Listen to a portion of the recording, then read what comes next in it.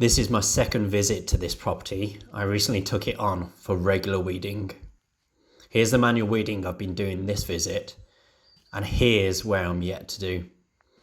As an advertised low maintenance solution, the client has had membrane and stone put down. Airborne weeds have subsequently fell on top and progressively colonised the whole border with grass. It's now a more strenuous task to weed than it was in straight soil. Rather than using tools like soil millers, cultivators, hoes, rakes or spades, the operator has to painstakingly go inch by hand.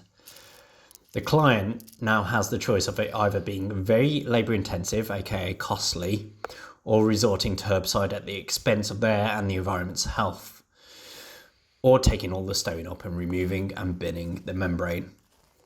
As a professional who maintains gardens for a living, I can't stress enough that low maintenance branded solutions often generate more costly work for you, the homeowner.